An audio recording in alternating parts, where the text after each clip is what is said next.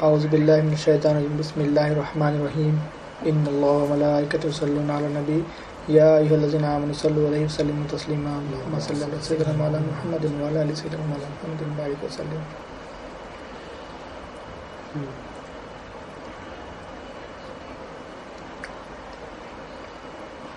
اللہ تعالیٰ کا بے انتہا فضل و کرم ہے جس نے ہمیں نبی کریم صلی اللہ علیہ وسلم کی امت میں پیدا ہونے کا فخر عنایت فرمایا. الحمدللہ یہ فخر رشک انبیاء نکلا. مزید برائے کرم ہوا اللہ تعالیٰ نے قرآن جیسی نعمت سے وابستہ فرمایا, اولیاء اللہ کے دامن سے وابستہ فرمایا اور تشدید ایمان کے لیے ہمیں یہاں جمع کیا. الحمدللہ پچھلے بیان میں ہم نے سمجھنے کی کوشش کی ہے کہ علم دین کیا ہے. سب سے پہلے ہم سمجھے کہ علم کیا ہے اور علم کتنے طرح کا ہوتا ہے اور علم دین کی اہمیت کیا ہے.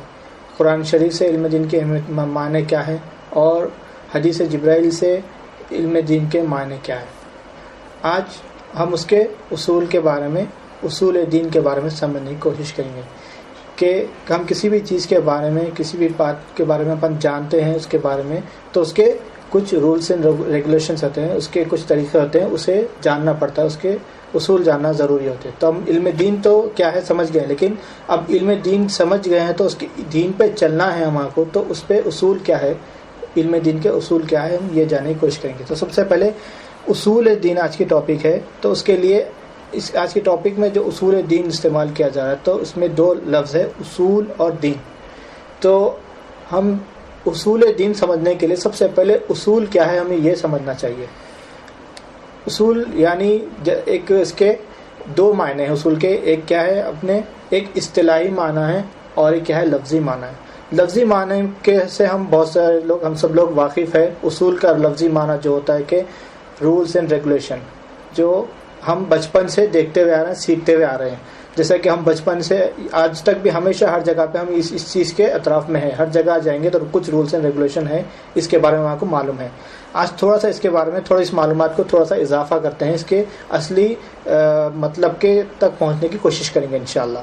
تو سب سے پہلے اصول کا جو لفظی معنی ہے رولز اینڈ ریگولیشن وہ کیا ہے.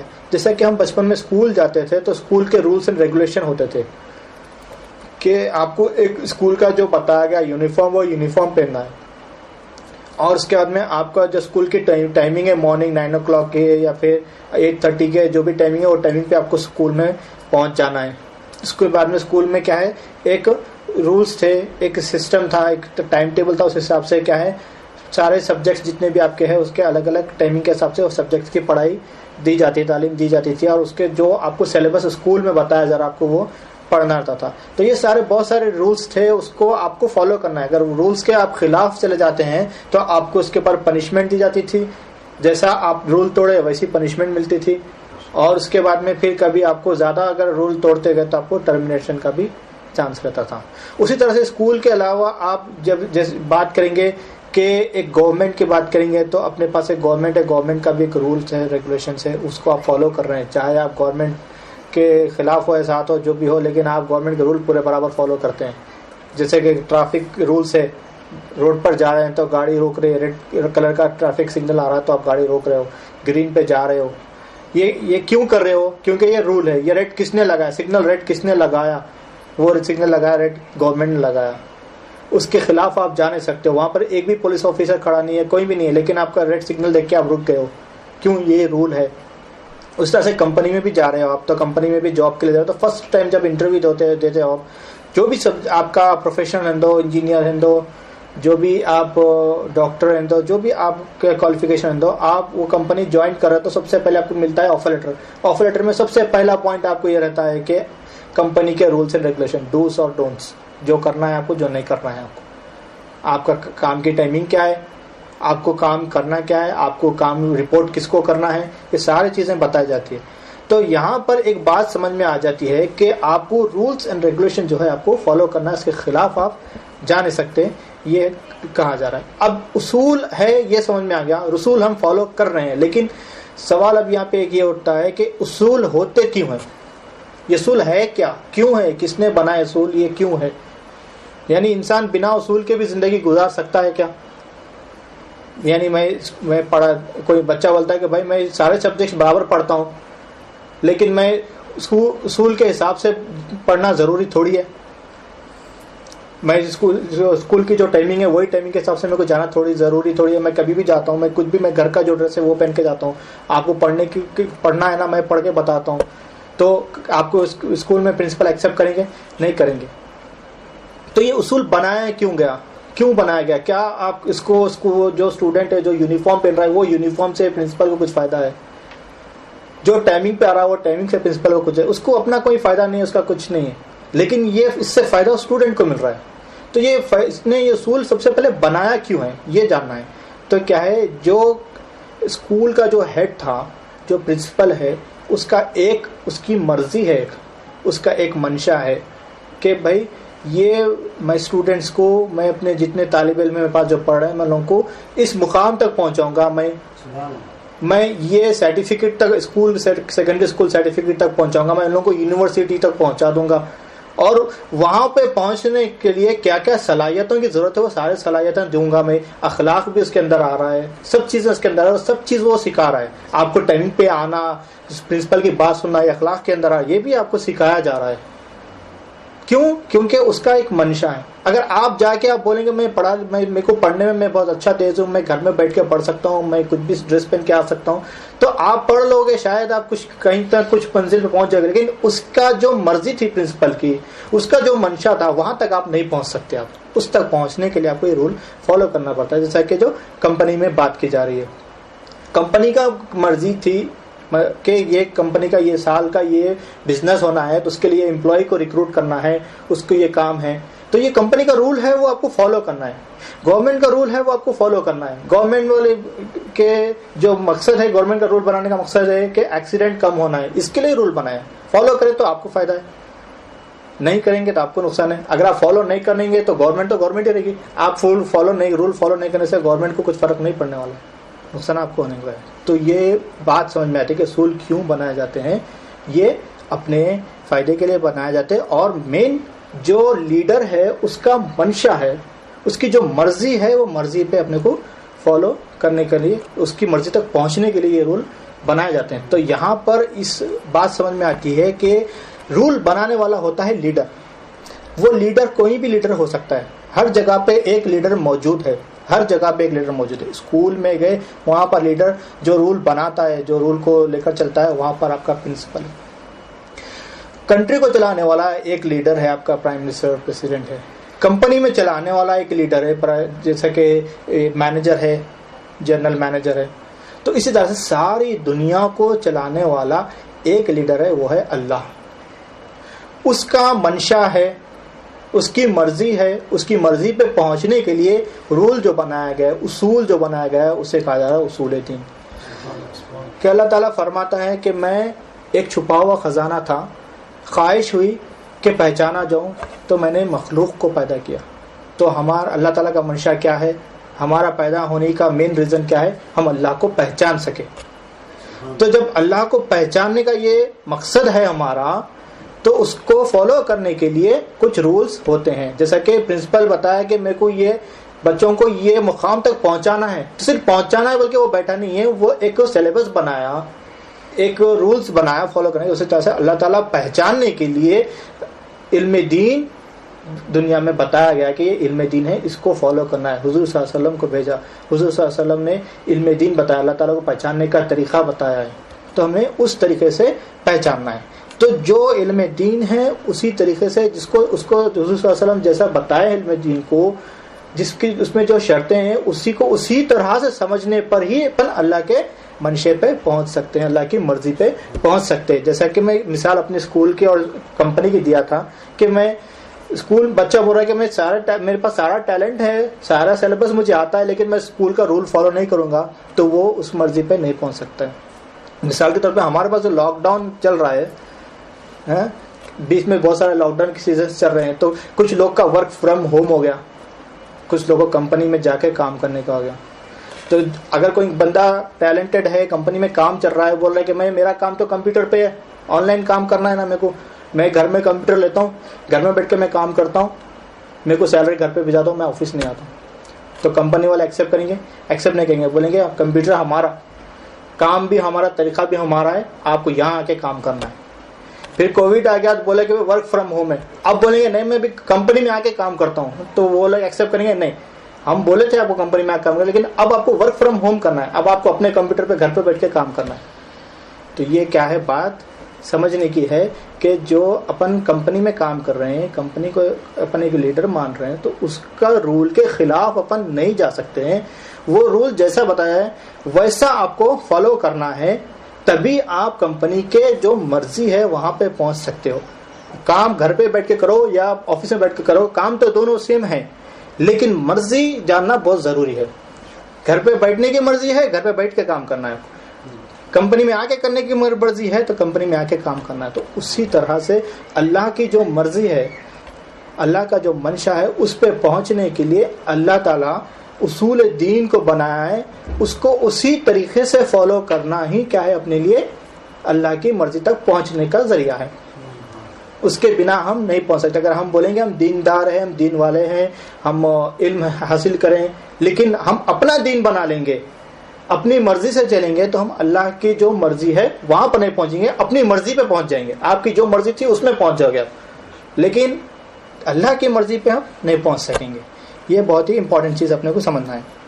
تو اصول ابھی اپن اصول سمجھ کے، اصول کیوں ہوتے ہیں اس کے فائدے سمجھ گئے، اور اب سمجھیں گے اپن اصول دین کیا ہے. اب اپنی مین ٹاپک پہ آئیں گے، اصول دین کیا ہے.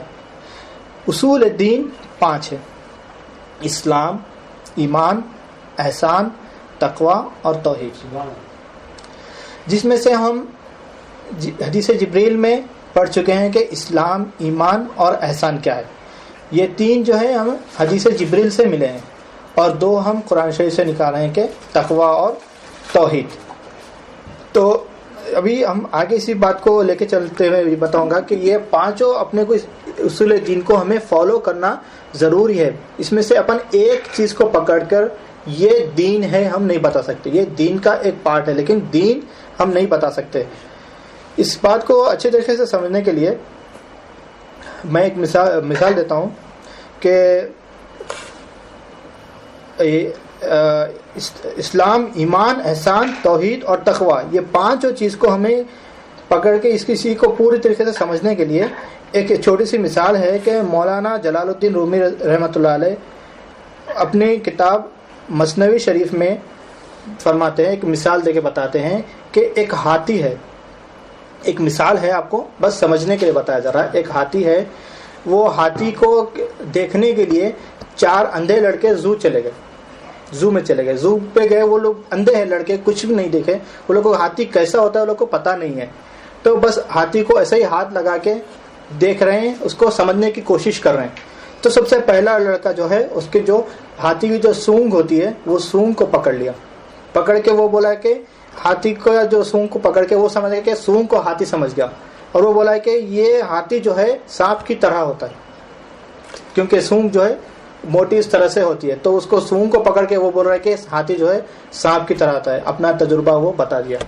دوسرا اپنا تجربہ بتاتا ہے کہ ہاتھی کے پیر کو پکڑ لیا.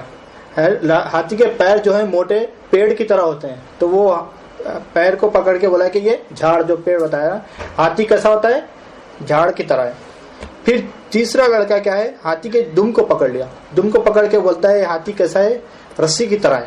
اور چوتھا بچہ جو ہے ہاتھی کے کان کو پکڑ لیا، اور وہ بولتا ہے کہ کان جو ہے اس کے بالکل فین کی طرح ہے. تو وہ بولتا ہے ہاتھی فین کی طرح ہے. جو پہلے کے زمانے میں ہوائی پنکھے آتے تھے ہاتھ کے، تو ہاتھی فین کی طرح ہے. تو چاروں بچے آ کے باہر ہاتھی کے بارے میں بتا رہے ہیں. ایک بول رہا ہے کہ یہ ہاتھی کیا ہے، سانپ کی طرح ہے. ایک بول رہا ہے ہاتھی جھاڑ کی طرح ہے. ایک بول رہا ہے ہاتھی رسی کی طرح ہے. اور ایک بول رہا ہے ہاتھی فین کی طرح ہے. لیکن یہ چاروں بھی ہاتھی پہ نہیں پہنچ سکے. ہاتھی تک پہنچ گئے لیکن ہاتھی کو سمجھ نہیں سکے. تو ہماری مثال بھی یہی ہے کہ ہم دین کی کوئی ایک عمل کو دین کے لے کر اسی کو دین بتا رہے ہیں، لیکن وہ دین کا ایک پارٹ ہے، لیکن وہ دین نہیں ہے.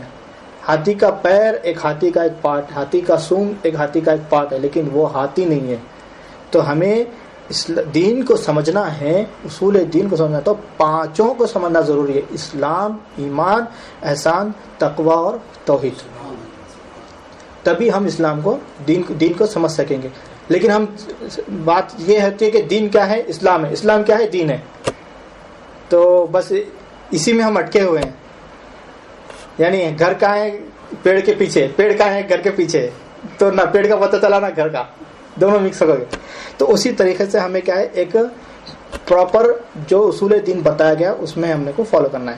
تو انشاءاللہ اس کو سمجھنے کی کوشش کریں گے. تو ابھی تک ہم بات یہ کر رہے تھے کہ میں اسٹارٹنگ میں بتایا کہ اصول دین کا کیا ہے. اصول کے دو معنی ہیں, ایک اصطلاحی معنی, ایک لفظی معنی. تو ہم ابھی تک لفظی معنی سے سمجھنے کی کوشش کریں. اب اس کے اصطلاحی معنی تک جاتے ہیں. اس کے اصطلاحی معنی کیا ہے؟ تو تفسیر نعیمی میں اس کے بارے میں بتایا جا رہا ہے کہ اصول جو ہے اصل کی جمع ہوتی ہے. جو اصل ہوتا ہے اس کی جمع ہوتی ہے اصول. تو تفسیر نعیمی میں اس کا ایک جھاڑ کا اگزامپل دے کے بتایا جا رہا ہے کہ ایک جھاڑ ہے, تو جھاڑ میں کیا کیا چیزیں ہوتے ہیں. اگر جھاڑ کو ڈسکرائب کریں گے آپ جھاڑ میں کیا کیا ہوتا ہے, تو کیا کیا ہوتا ہے. جھاڑ میں روٹس ہوتے ہیں, اس کے بعد میں پھر اس کے کیا ہے ٹہنیاں ہوتے ہیں, اس کے اوپر پتے ہوتے ہیں, پھل ہوتے ہیں, کانٹے بھی ہوتے ہیں. تو لیکن اصل کیا ہے جھاڑ کے اندر؟ اصل کیا ہے؟ اگر کسی جھاڑ کی ایک ٹہنی توڑ دی جائے, کیا جھاڑ مر سکتا ہے؟ نہیں مر سکتا ہے. جھاڑ کو نقصان کیا ہو سکتا ہے؟ وہ ٹہنی پھر سے آ جائے گی. وہ ٹہنی کا اگر پھل نکال دیں گے تو پھر بھی جھاڑ وہی سے رہے گا. تو جھاڑ کی اصل چیز کیا ہے؟ روٹ ہے. یہ پھل کہاں سے مل رہا ہے جھاڑ کو؟ روٹ سے مل رہا ہے. یہ پتے کہاں سے مل رہے ہیں؟ روٹ سے مل رہے ہیں. کیسے روٹ سے؟ جو جھاڑ کی جو جڑیں ہیں وہ جڑیں سے کیا ہے پانی اور کیا ہے منرلز پورے وہ لے کر وہ کھینچ کر کیا ہے وہ اپنے پتوں میں اور کیا ہے پھلوں میں وہ دے رہا ہے. تو وہ جھاڑ کی جو مین ٹہنی ہے, جو اپنے جو بیسک جو مین اصل کہا جا رہا ہے وہ کیا ہے اس کے جھاڑ کے جو ہے روٹس ہے, اس کے جڑیں ہیں, اسے اصل کہا جا رہا ہے. اگر کسی جھاڑ میں کوئی پتے نہیں ہے, کوئی جھاڑ میں پھول نہیں ہے, تو وہ جھاڑ میں کچھ خرابی آ گئی ہے, تو اس کے پتوں پہ اس کو پھول کو پانی مارنے سے کچھ ہوگا؟ وہ جھاڑ کا کچھ نہیں ہوگا. اگر اس کو پھل ایسے ہی کچھ کوشش کر کے لگانے کی کوشش کر کے لگا سکتے ہیں؟ نہیں لگا سکتے. اس میں پھل آنا ہے تو اس کا جو اصل ہے جھاڑ کا جو مین ہے جڑ, وہ جڑ کی کیا ہے ہم اپنے کو کچھ تبدیلی کرنا پڑتا. اس میں کیا چیزیں نقصانات ہیں اس کو پورا بالکل ٹھیک کرنا پڑتا ہے. اس کے جڑ کو ٹھیک کرنا پڑتا ہے. جڑ ٹھیک ہو جائے گا اپنے آپ میں جھاڑ میں پتے آ جائیں گے, پھول آ جائیں گے, پھل آ جائیں گے. تو اسی طرح سے اسلام دین کی بھی کیا ہے جڑ بتایا جا رہی ہے. مین جو جڑ ہے یہ 5 ہے: اسلام, ایمان, احسان, تقوی. تو یہ چیزیں ہمیں سمجھنا چاہیے. تو یہ مین بیسک ہے. اگر یہ ہم نہیں سیکھیں گے بیسک اور اپن چلے جائیں گے تو جسٹ کسی کو بھی ایک دین کو ایک عمل کو لے کے دین سمجھیں گے تو ہم اسی بات ہوگی کہ ہم پتوں پر ٹہنیوں پہ بیٹھے ہوئے اپن جڑ تک نہیں پہنچ سکے. اور ایک چھوٹی سی مثال میں اپنی طرف سے اس میں ایڈ کرنا چاہ رہا ہوں کہ ایک مثال کے طور پہ ہم جوس کی دکان پہ چلے گئے. ہم بولے کہ بھائی ایک اورنج جوس بول کے آرڈر کر ڈالیں. تو وہ کیا کرتا ہے, اورنج جوس میں کا جو اورنج ہوتا ہے, اورنج کا اوپر کا جو چھلٹا ہے وہ نکالتا ہے. نکال کے جو اندر کا جو مغز ہے وہ ہے اصل, اس کا جوس بنا کے آپ کو دے دیتا ہے. اورنج مانگیں گے آپ ڈائریکٹ تو وہ کیا ہے آپ کھانے کے لیے, آپ گھر میں اورنج مانگیں گے کھانے کے لیے تو وہ چھلٹا جو نکال کے اصل جو ہے وہ آپ کو دیتے ہیں. اگر کوئی آپ کو صرف چھلٹا نکال کے چھلٹا دے دیں گے تو آپ کھا سکو گے؟ آپ بولیں گے میں نے تو اورنج منگا تھا, یہ تو اورنج ہے, یہ میں کب کا یہ آپ کو لے, یہ بھی تو اورنج ہی ہے, چھلٹا جو یہ بھی تو اورنج کا ہی ہے. تو آپ بولیں گے یہ چھلٹا جو ہے یہ اورنج کا ایک پارٹ ہے, اصل نہیں ہے. اصل جو ہے میرے کو وہ اصل چاہیے. تو بات یہی سمجھ میں آ رہی ہے کہ اصل جو ہے دین کو سمجھنا ہے تو دین کا جو اصل ہے وہ ہے آپ کا اسلام, ایمان, احسان, تقوی اور توحید. یہ آپ کو سمجھنا ضروری ہے. تو اس کے لیے ہم حدیث جبریل میں اس کے بارے میں ہم پڑھ چکے ہیں کہ اسلام کیا ہے, ایمان کیا ہے, احسان کیا ہے. 3 ہم پڑھ چکے ہیں. تقوی اور توحید کے بارے میں آگے پڑھیں گے. تو اسلام, ایمان اور احسان جو ہم پڑھے ہیں اس کا چھوٹا سا ریکیپ کر لیتے ہیں کہ اسلام کیا ہے. حدیث جبریل کے سے جو معنی بتایا جا رہا ہے کہ اسلام کیا ہے, لا الہ الا اللہ محمد رسول اللہ صلی اللہ علیہ وسلم, کہ اللہ کو حاجت روا ماننا ہے اور حضرت محمد مصطفیٰ صلی اللہ علیہ وسلم کو اللہ کے رسول ماننا ہے. اور نماز, روزہ, زکوٰۃ اور حج, یہ 5 ارکان ہمیں, توحید, نماز, روزہ, زکوٰۃ, حج, یہ 5 ارکان ہمیں ماننا ہے, اس کے اوپر عمل کرنا ہے. اس کا نام ہے اسلام. ایمان کیا ہے؟ ایمان اللہ پر ایمان لانا ہے، فرشتوں پر، نبیوں پر، اچھی بری تقدیروں پر، اور دل سے تصدیق کرنا ہے، اس کو کہتے ہیں ایمان۔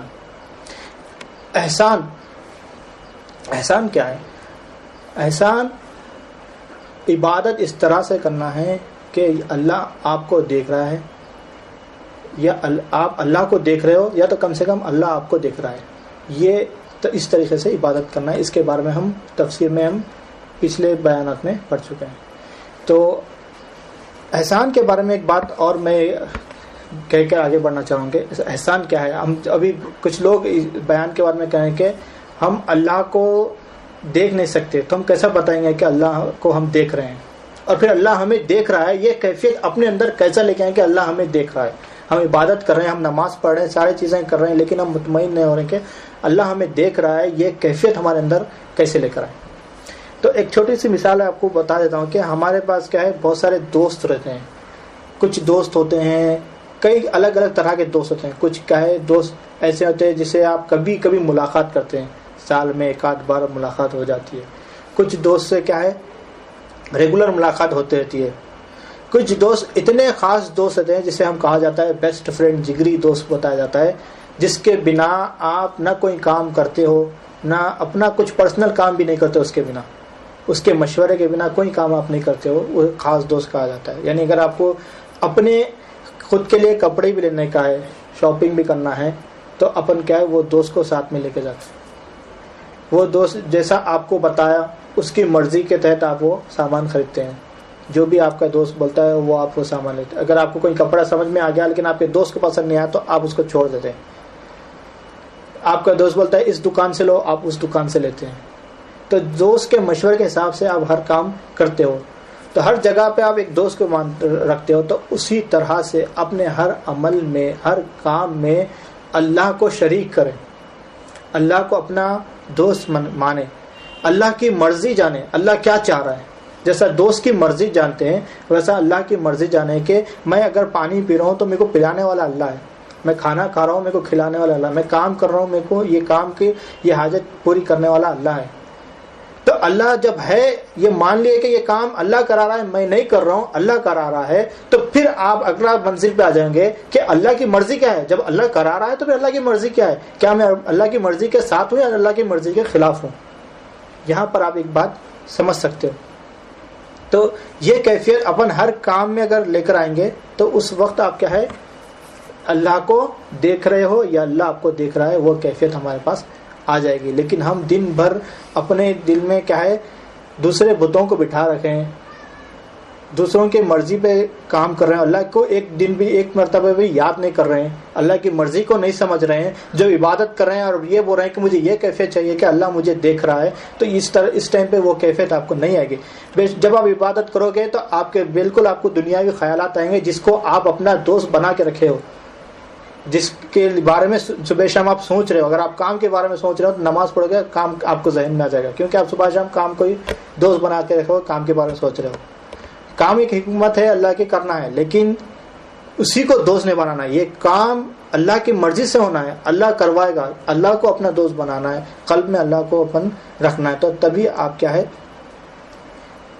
یہ کیفیت لا سکتے ہیں کہ اللہ آپ کو دیکھ رہا ہے۔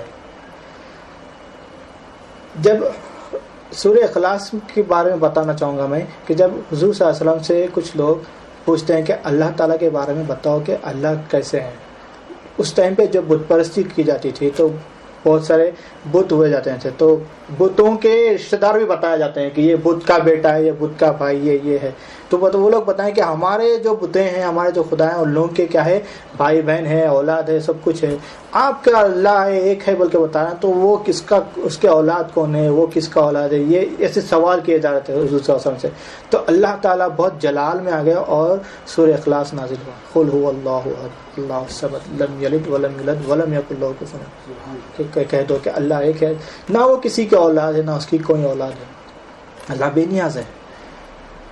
تو اللہ تعالیٰ ہمیشہ بے نیاز ہے، یہ بات بتائی گئی بالکل حق ہے، لیکن اللہ تعالیٰ بے نیاز رہنے کے بعد اپنی نسبت رکھا ہے اپنے نبیوں سے، اپنے بندوں سے، جیسا کہ ابراہیم علیہ السلام کو خلیل اللہ کا لقب دیا گیا، ابراہیم خلیل اللہ، ابراہیم کو اللہ نے اپنا دوست مانا ہے۔ موسیٰ علیہ السلام کو موسیٰ کلیم اللہ، اللہ سے کلام کرنے والا، حضور صلی اللہ علیہ وسلم کو حبیب اللہ بتایا گیا۔ تو اسی طرح سے یہ جو لقب دیا گیا ہے، اسی طرح سے صحابیوں کو بھی یہ لقب ملے ہیں۔ ابو بکر صدیق رضی اللہ عنہ صدیقین کا لقب ملا، حضرت عمر بن خطاب رضی اللہ عنہ کو عمر فاروق کہا جاتا ہے۔ تو اللہ، یہاں سے ایک بات سمجھ میں آتی ہے کہ ہم اللہ سے ریلیشن جوڑ سکتے ہیں، ہمیں اللہ سے ریلیشن جوڑ کے رکھنا ہے۔ جتنا ہم اللہ سے ریلیشن جوڑ کے رکھیں گے، ہم اتنا ہمارے سارے کام بالکل ٹھیک رہیں گے۔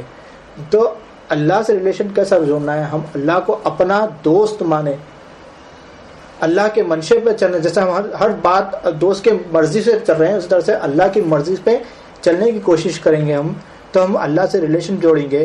تب ہم جیسا دوست کے پاس اپنی مرضی کو ختم کر دیے، میں نکلا تھا شاپنگ کرنے کے لیے، کپڑے لینے کے لیے خود کے لیے، لیکن لے کر آیا دوست کی مرضی سے، دوست جو کپڑے بولا میں وہ لے لیا۔ میں کام کرنے کے لیے نکلا تھا لیکن کر کے آیا دوست کا مرضی سے کام۔ میں کھانا گھر سے کھا کے نکلا تھا، دوست بولا کھائیں گے، پھر کھا کے آ گیا۔ میں چائے نہیں پئیں گے سوچا تھا، لیکن دوست پلا دیا، میں پی لے کے آ گیا۔ یہ دوست کی مرضی سے جب ہم چل رہے ہیں، دوست کے سامنے اپنی چلتے ہی نہیں ہے۔ دوست اپن دوست کو بول بھی نہیں سکتے کہ بھائی میں نہیں کرتا ہوں، بلکہ بول ہی نہیں سکتے۔ دوست بولیں گا چلو بھائی چائے پیو، ہوتا نہیں بول نہیں سکتے، میں نہیں پیوں گا نہیں بولو گے، آپ پی لو گے آپ۔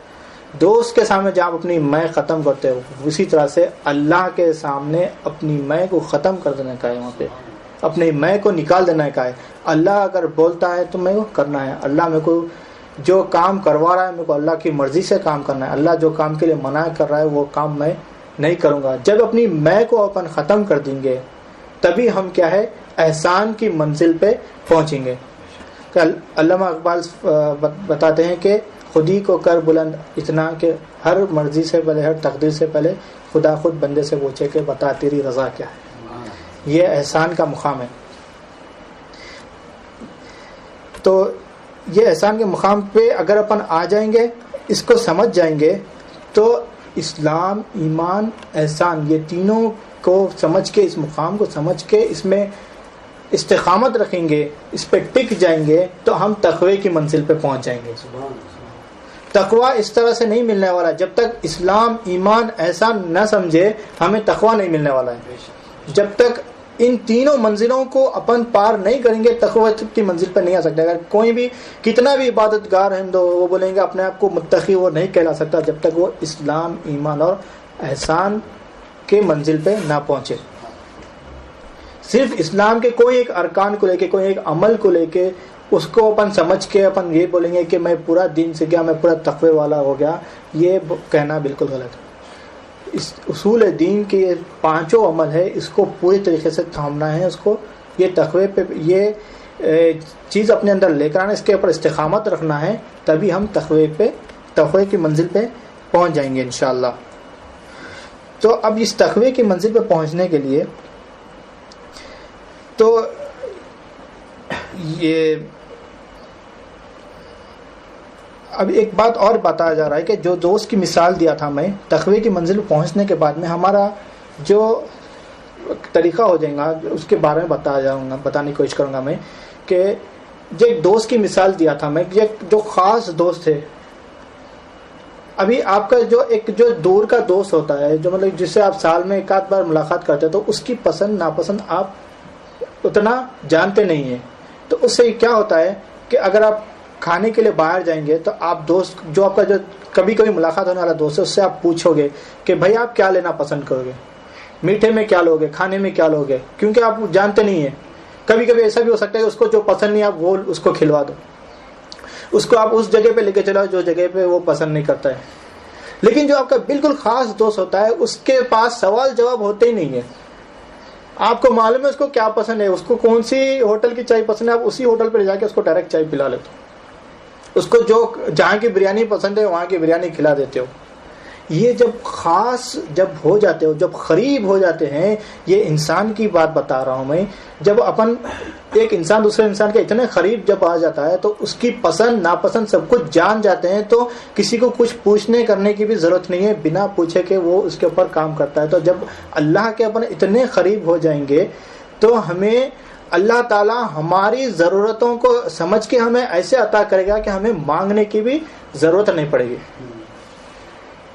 یہ وہ لوگ ہیں جو الگ لوگ ہیں جو اللہ سے مانگ کے رو کے مانگتے ہیں، یہ بھی ایک ایمان کی بات ہے، یہ بھی ضروری ہے مانگنا، اللہ دعا بھی کیا ہے بہت ضروری ہے، لیکن تقوی کے مقام پہ آنے کے بعد میں لوگ اللہ کے اس طرح سے عبادت میں مصروف ہو جائیں گے اللہ کی، تو یہی شعر آ جاتا ہے کہ ہر تقدیر سے پہلے خدا خود بندے سے پوچھے گا کہ بتا تیری رضا کیا ہے۔ تو ہمارے حاجتوں کا، ہمارے سب چیزوں کا ہم کیا ہے صرف اللہ کے اوپر چھوڑ دیتے ہیں، تو اللہ اس کی ذمہ داری لیتا ہے اور ہمیں کچھ پریشانی آنے سے پہلے وہ خود ہمیں عطا کر دیتا ہے، جیسا ہم اپنے دوست کو ہم وہ چیزوں کے لیے مدد کے لیے کر رہے ہیں۔ جیسے کہ ایک معنی میں قرض کی بات بتایا جا رہا ہے کہ ایک کوئی غیر آدمی سے قرض مانگ لیا کہ بھائی ایک 10,000 روپے ہونا، ایک 20,000 روپے ہونے کا ہے، تو آپ کے پاس اگر پیسے ہوگے بھی تو آپ دینے کے لیے سوچو گے کہ یہ آدمی واپس دے سکتا ہے نہیں دے سکتا ہے، 10 بار سوچیں گے، بولیں گے بھائی نہیں بھائی میرے بھی اپنے خرچے ہیں، میں نہیں دے سکتا ہوں، معذرت چاہتا ہوں۔ پھر آپ اس کے بعد میں کچھ آپ کے جو بالکل خاص دوست ہے، اس کو بہت سخت ضرورت تھی، آپ کو پتا چلا کہ وہ کسی اور سے مانگ رہا ہے یا کچھ اور کام سے انہیں پیسے ارینج کرنے کی کوشش کر رہا ہے، تو آپ اس پر جا کے غصہ ہو جاؤ گے، بھائی میرے کو بتایا کیوں نہیں، ضرورت تھی تو میرے کو بتاتا تھا، آپ خود جا کے اس کو پیسے دے دو گے۔ تو بالکل یہاں پہ فرق دیکھو، ایک دوست جو مانگ رہا ہے اس کو آپ دینے کے لیے سوچ رہے ہو، اس کو ٹلا رہے ہو، اور جو دوسرا ہے جو بہت آپ کا خاص ہے اس کو مانگنے سے پہلے آپ خود جا کے اس کو پوچھ کے اس کی ضرورت دیکھ کے آپ خود دے رہے ہو، یہ ہے ریلیشن شپ۔ جب انسان ریلیشن شپ میں اس طرح سے فرق رکھتا ہے، جب اللہ تعالیٰ سے ہمارا ریلیشن اتنا قریب ہو جائے گا تو اللہ تعالیٰ ہم کو کسی اور چیز پہ مانگنے کے لیے موقع دے گا ہی نہیں، اللہ تعالیٰ ہماری حفاظت کرے گا، ہماری حاجتوں کو اللہ خود پورے کرے گا، ہمیں کسی اور چیز حاجتوں کے بارے میں سوچنے کا موقع بھی نہیں ملے گا، اللہ تعالیٰ ہماری حاجتیں اسی طریقے سے پورے کرے گا۔ یہ مقام ہے تقوی پہ آنے کے بعد۔ تو جب اسلام ایمان احسان کی منزل پہ اپن پہنچ جائیں گے تو تب آئیں گے اپن تقوی کی منزل پہ، تب اپن قرآن شریف کو سمجھنے کے لیے، اللہ تعالیٰ کے سمجھنے کے لیے آگے کی بات منزلیں ہیں۔ قرآن شریف میں سورہ بقرہ کی پہلی آیت ہے ذالک الکتاب لا ریب فیہ ھدی للمتقین، ہم نے اس کتاب کو تمہاری ہدایت کے لیے نازل کیا ہے، کس کے لیے؟ متقین کے لیے، اس میں متقین کہا گیا۔ تو اس کا مطلب کیا ہے کہ آپ کو پہلے کیا ہے، اسلام ایمان احسان سیکھنا ہے، تقوی پہ آنا ہے، تب جا کے قرآن کو سمجھنے کی کوشش کرنا ہے، تو تب آپ قرآن کو سمجھ سکتے ہیں۔ جب تک آپ کے اندر تقوی نہیں آئے گا، متقین کے مقام پہ نہیں آئیں گے، تو آپ ایلیجیبل ہی نہیں ہے، جیسا اپنے پاس بتا تھا ناٹ ایلیجیبل بول کے۔ جیسا ایگزامپل ایک مثال کی طور پہ یہ بتایا جا رہا ہے کہ ایک اسکول کے اسٹوڈنٹ کو انجینئرنگ کی کتاب لا کے دے رہے ہیں کہ بھائی آپ پڑھو، جتنا ٹائم چاہیے اتنا ٹائم لے لو، پڑھو، اس کے اوپر آپ کا ایگزام ہوگا۔ وہ پڑھ سکتا ہے؟ نہیں پڑھ سکتا، اس کو بیسکس ہی نہیں آتی، اسکول نہیں پڑھانے، اس کو کچھ بھی نہیں معلوم ہے، نہیں کیسا آپ انجینئرنگ کی کتاب کو پڑھیں گا؟ نہیں، آپ کو پروفیشنل اچھے پروفیسر کو لگا دیں گے، انہیں ٹریننگ دیں گا آپ کو، وہ ٹریننگ نہ دے سکتا نہ یہ لے سکتے، کیونکہ اس کے پاس بیسک ہی نہیں ہے، اس کے پاس اسلام نہیں ہے، ایمان نہیں ہے، احسان نہیں ہے، تقوی نہیں ہے، قرآن شریف کو سمجھنے کی کوشش کریں گے، کیسا سمجھنے کی کوشش کریں گے؟ تو یہ بات ایک ایگزامپل، جیسے اپن جابس کے لیے جاتے ہیں، بڑے کمپنی میں کہیں بھی اپلائی کر رہے ہیں، بڑی کمپنی ہے، کوئی بڑی کمپنی میں اپلائی کر رہے ہیں، تو وہاں پر کیا ہوتا ہے، ریکوائرمنٹ میں نیچے آ جاتا ہے آپ انجینئر ہے، MBA ہے، جو بھی ہے، ریکوائرمنٹ ڈال کے minimum 5 years of experience, minimum 10 years of experience in same field بول کے بتایا۔ اب سملر فیلڈ میں 5 سال کا ایکسپیرینس، یعنی آپ یہ کام کو پہلے جان کے سمجھ کے آؤ، یہاں آ کے ڈائریکٹ اس کو سمجھنے کی کوشش مت کرو۔ جو جانتا ہے، جو پہلے کے جو 3 منزلیں ہیں، وہ منزلیں پار کرنے کے بعد میں یہاں آنا ہے، تب یہ کام آپ کو ملے گا۔ تو بات سمجھنے کی یہاں پہ یہی ہے کہ تقوی، اسلام ایمان احسان تقوی پہ آنے کے بعد میں ہم قرآن شریف کو سمجھنے کی کوشش کرنا چاہیے۔ تو قرآن شریف کو سمجھنے کے لیے یہ 3 منزلیں ہونا بے حد ضروری ہے. جب تک یہ نہیں آئیں گے ہمارے پاس، ہم اس کے لیے وہاں تک ہم قرآن شریف کو سمجھ نہیں سکتے ہیں. ایک ایگزامپل کے طور پہ ایک بلڈنگ ہے، اس کی بلڈنگ کے 4 فلور ہے. اگر آپ کو 4th فلور پہ جانے کا ہے، 3rd فلور پہ جانے کا ہے، تو آپ چاہے لفٹ سے جاؤ یا سیڑھیوں سے جاؤ، پہلا، دوسرا، تیسرا فلور کراس کر کے آپ چاہے کیا ہے 4th فلور پہ پہنچے گا. جب تک یہ 3 فلور کراس نہیں کریں گے آپ 4th فلور پہ نہیں پہنچ سکتے. اگر کوئی بندہ بولتا ہے کہ میں ڈائریکٹ 4th فلور پہ پہنچوں گا تو کیسے پہنچے گا؟ لفٹ سے بھی جاؤ گے تو لفٹ میں بھی آئیں گے نمبر، ابھی 1st پہ، آپ 2nd پہ بھی، 3rd پہ بھی، 4th پہ.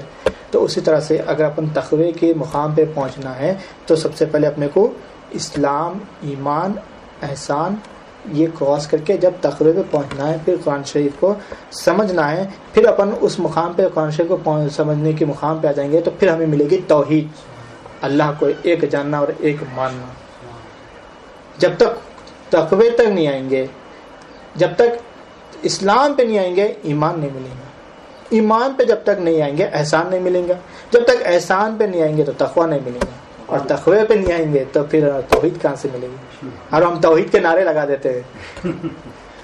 تو یہ بات سمجھنا ہے. تو اب یہ اسلام، ایمان، احسان یہ چیز کیسے ملے گی ہمیں؟ حضور صلی اللہ علیہ وسلم کے وارثین سے.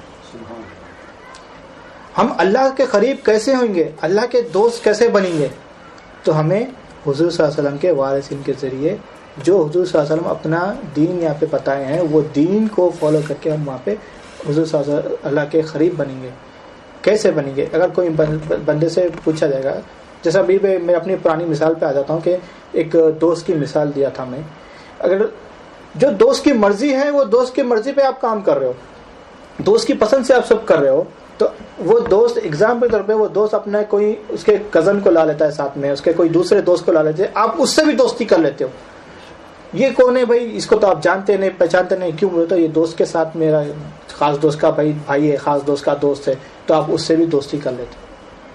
اگر آپ کوئی دوسرے نئے شہر میں پہنچ گئے، وہاں پہ کوئی آپ کے شہر میں کوئی اپنے خاص دوست ہے، اس کا کوئی اپنا دوست آ رہا ہے اس شہر میں، تو اپنا اکثر ایسا ہوتا ہے فون کر کے بولتے ہیں بھائی میرا بھائی آ رہا ہے، میرا دوست آ رہا ہے، آپ کے شہر میں آ رہا ہے، آپ کو کیا ہے تھوڑا دیکھ لو، اس کا ٹیک کیئر کر لو، نیا ہے، اس کو معلومات نہیں ہے. آپ بولو گے اس کا فون نمبر دو، میں کانٹیکٹ کروں گا.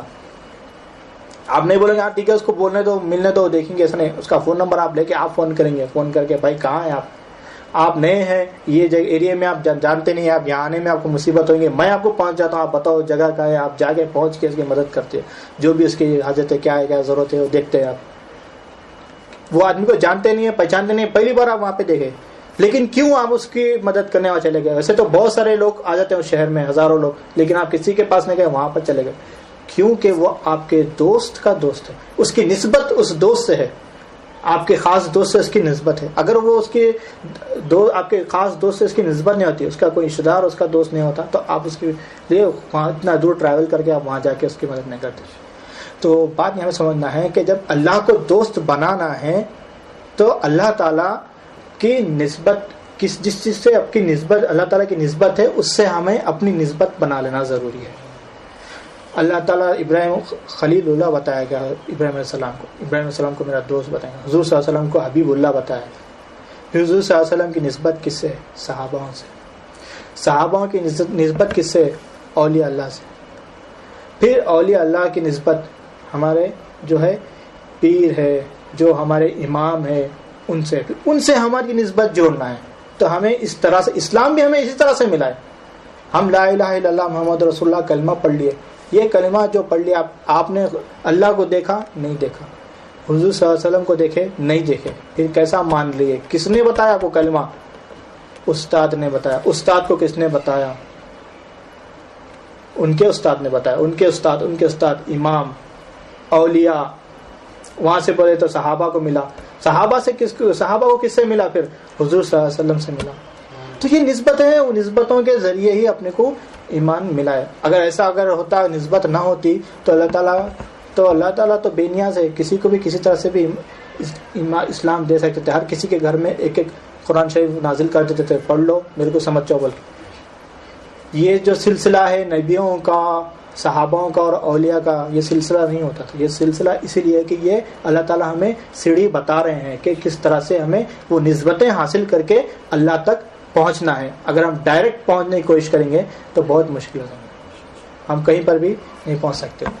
تو میں اسی کے ساتھ میں اپنے آج کی ٹاپک کمپلیٹ کروں گا کہ ہمیں نسبتوں کو سمجھنا ہے, اس کو ریسپیکٹ کرنا ہے, اور وہاں سے اپنے کو اللہ نسبتوں کو پہنچتے ہوئے سیڑھیوں کو, یعنی جو منزلیں بتایا میں 1 2 3 اس طرح منزلوں کو پہنچتے ہوئے اللہ تعالیٰ تک پہنچنا ہے. کہ ایک اسی کے ساتھ ایک نعت شریف کا شعر مجھے مل رہا ہے کہ جو نسبت بتایا جا رہا ہے کہ اپنی نسبت سے میں کچھ نہیں ہوں, اس کرم کی بدولت بڑا ہوں, ان کے ٹکڑوں سے اعزاز پا کر تاجداروں کی صف میں کھڑا ہوں. شاف مقنبہ کے کرم نے لاج رکھ لی میرے کھوٹے پن کی, نسبتوں کا کرم ہے یہ خالد, کھوٹا ہوتے ہوئے بھی کھڑا ہوں. یہ نسبتوں کا کرم ہے. جس طرح سے بتایا جا رہا ہے کہ میں آپ کو بولا کہ جو دوست کے دوست ہونے پر مدد کرتا, اللہ تعالیٰ بھی ہمیں, ہم گنہگار ہے, ہم بدکار ہے, لیکن ہم یہ نسبتیں حاصل کر لیں گے تو ہمارے گناہ ہیں اللہ تعالیٰ ہمیں معاف کر دے گا. یہ نسبتوں کے سلسلے کے ذریعے یہ لوگ, یہ نسبتوں کے صدقے میں ہمیں اللہ معاف کرے گا, یہ نسبتوں کے صدقے میں اللہ تعالیٰ ہمیں عطا کرے گا. آج جو کچھ بھی ہمیں مل رہا ہے, اتنے گناہ کرنے کے بعد میں, اتنے نافرمانیاں کرنے کے بعد میں اللہ تعالیٰ کے اتنے نعمتیں عطا ہو رہی ہے, تو یہ کیا ہے, حضور صلی اللہ علیہ وسلم کے صدقے میں اور صحابہ اولیاء کے صدقے میں ہمیں مل رہا ہے. وہی نسبتوں سے ہم نعمتیں حاصل کر رہے ہیں, تو اسی نسبتوں سے ہم اللہ کو جاننے کی کوشش کیوں نہیں کر سکتے. تو اسی کے ساتھ میں اپنی بات ختم کرتا ہوں. اللہ تعالیٰ ہمیں کہنے اور سننے سے زیادہ اس پہ عمل کرنے کی توفیق عطا فرمائے, ہر دور کے عمل میں توفیق عطا فرمائے. الحمد للہ رب العالمین.